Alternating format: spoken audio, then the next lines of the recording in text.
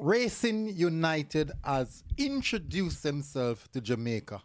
Big start as well for Chapleton Maroon and also the Jamaica Football Federation already giving Craig Butler and Vere Phoenix a huge fight.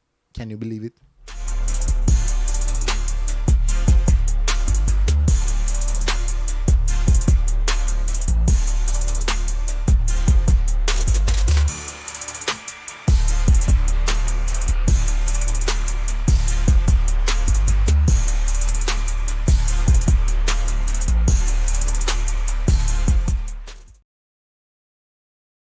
Welcome back, people, to MG Sports TV. We have some topics to touch on.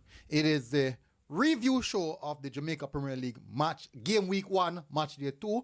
Basically, we have already covered match day 1 and match day 2. So we're completing now game week 1. And certainly look out also for the team of the week. I most definitely will be publishing that soon. Now, and also, we're going to touch on the big fight that Craig Butler is getting from the Jamaica Football Federation. Can you believe it? Anyways, let's first touch on the first game of the day.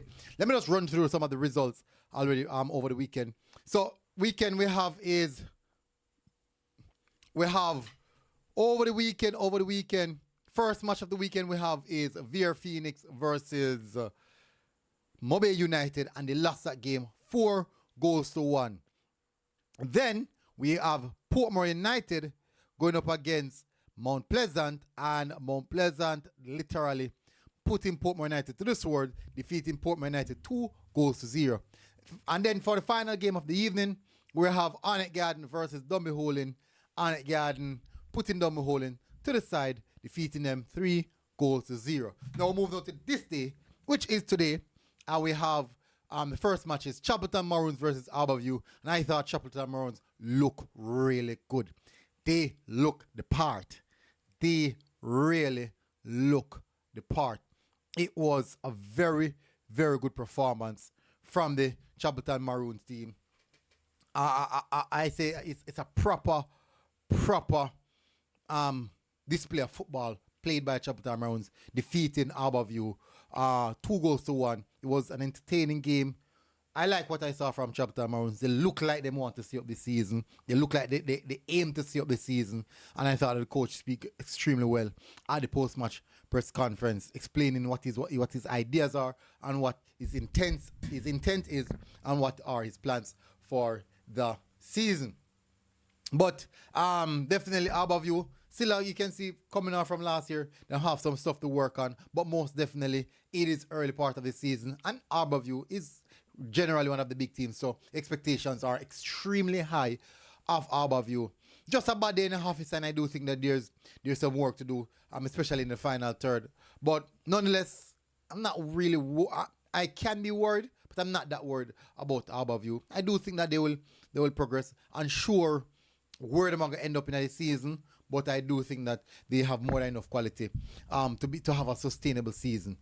Anyways, move away from that. We have Chapleton, Racing versus Waterhouse, and I thought that was a very good game. Maybe one of the better games them over the weekend. Two teams going at it. Two teams has nothing to lose. Two coaches who know each other quite well. Two teams also who know each other quite well, and I thought this was a big introduction to the Jamaica footballing populace from Racing United. They put on a very good display. Despite they lost 1-0, the goalkeeper Holmes had a wonderful game as well. So it was a pretty much a very good display by the Racing United team going up against one of the giants in the Premier League in Waterhouse. And I thought that Waterhouse saw through the game strategically and got away with 3 points, even though Racing also missed out on a big opportunity with a penalty to secure a point. But it's all the game. That's just a part, or should I say, the nature of the game. And that would cover, and they won 1-0. Waterhouse won the game 1-0. So that would cover all of the games in game week 1. Now, on the headline again, it's Craig Butler, as you always know. Always I make a headline. In my Premier League now, so guess what? We have content. People are going to say, boy, MG, you know, yeah. He's in the Jamaica Premier League, and we're going to discuss Jamaica Premier League, and we might see this every week. Every single week, you probably get tired of it. Can't guess what? He's in the Jamaica Premier League. What do you want me to do? Especially if I say, me I cover also school boy football. Unfortunately, to Huno, we have to cover this. Anyways, so recently, I think it was yesterday, between yesterday and today, he did a post-match, Craig Butler did a post-match interview speaking about 14 players that weren't able to register in the transfer market to Vere Phoenix, and he's very much upset about that. He's extremely upset about that. And I have some information that I'm going to give to you guys, and something that I found out recently. No, well, let me keep on. I'm going to leave that to the latter stage of the video.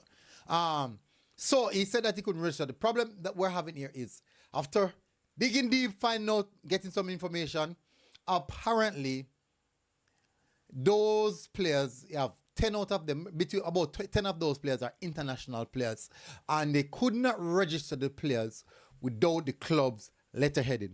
That was one of the issue.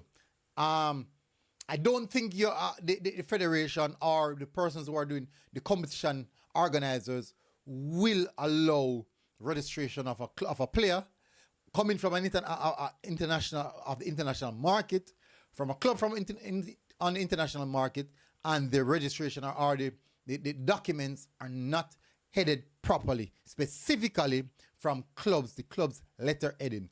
So the truth is, anybody can just dope a piece of paper. Not saying that's the case, but anybody can just dope a piece of paper and hand it over and say, hey, this is a transfer paper, such and such. So that's one of the breakdown based off the information that I was given, based on what our sources told us. So that's one of the reasons why he's upset.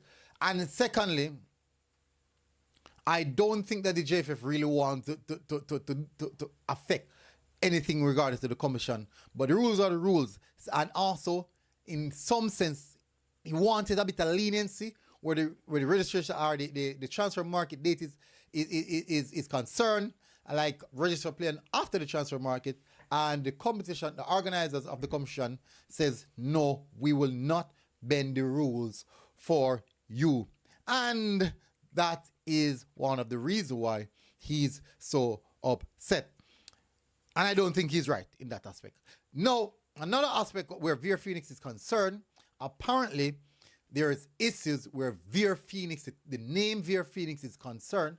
Apparently they won't be able to use the name Vere Phoenix because Vere Phoenix United, solely because the name registered under the CONCACAF and JFF is Vere United, and no documentations were submitted to CONCACAF to the necessary persons in regards to changing name to Vere Phoenix United. So at this present moment, there is decisions or conversation being held if they should continue using the name Vere Phoenix or go revert back onto the name Vere United. But I do believe that they will work that out and get the Vere Phoenix name on the books. I do believe so. Even the match card, they have issues when they write Vere Phoenix on the match card. Apparently, they only want to see Vere United. So those are another aspects coming out of the camp. With regards to Jamaica football, I think that's covered everything this week for the Jamaica Premier League. Unfortunately, Portland United lose. We have to say it again. Bad start of the season right now. Unsure what's going to happen. Very unsure what's going to happen throughout the season. I do hope, though, that they improve and get better. But if we don't, we might be in some trouble. Anyways, big up on yourself, people. Smash the like button, hit the subscribe button. Hopefully you guys are doing good. And I'll see you guys again. Until next time, MG Sports TV. We're out. God bless. Boom. Now, enjoy our Sunday, people.